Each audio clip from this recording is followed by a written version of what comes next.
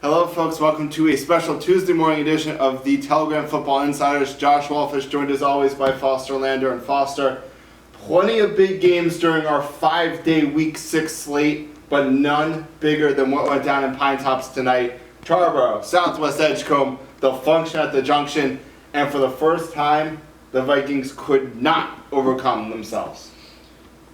We had talked the past couple of weeks. Tarboro had kind of gotten away with beating themselves, penalties, turnovers.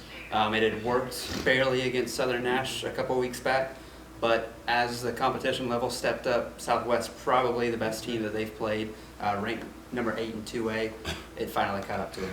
It definitely did, and one of the things that we talked about in our pregame video so long ago was, can Tarboro stop Marcus Williams?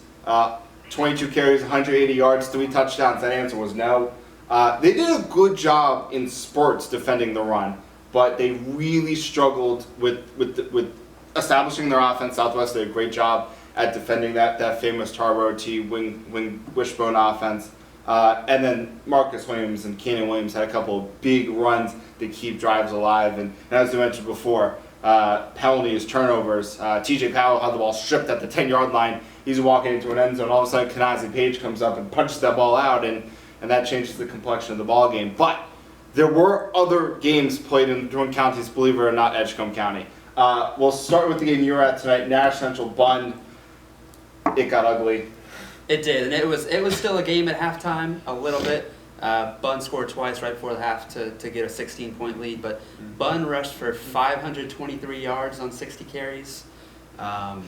Just ugly defense, and Chris Lee was not happy with that. He was fine with the effort, but he just knows he doesn't have the horses on that side of the ball. Well, the Bulldogs have a stiff test coming up in a week and a half now. They have to play Rocky Mount High in the Big East opener. The other Big East team in action Monday night, Northern Nash, gets their second win in a row. They beat Smithfield Selma 35-7.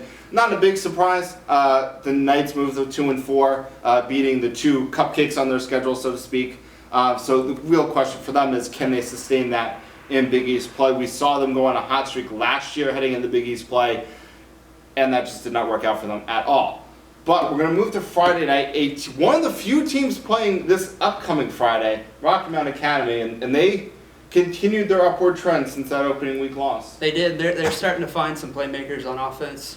They scored 62 Friday night, and it'll be an interesting trip to Southampton, as it usually is. But starting to see kind of what Rocky Mount Academy is known for.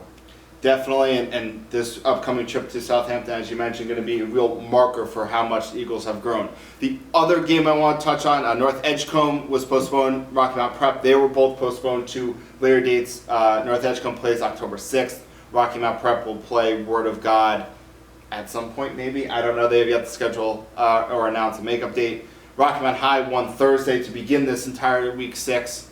But I guess now we're at the halfway point. Just a couple of your comments and kind of what you've seen from the Twin Counties so far.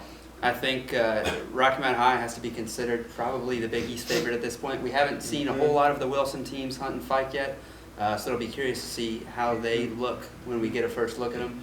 But it'll be interesting to see how Tarboro and Southern Nash, as they get into conference play too, or Southwest Edgecombe, I should say, how they look, 2 top 10 ranked teams.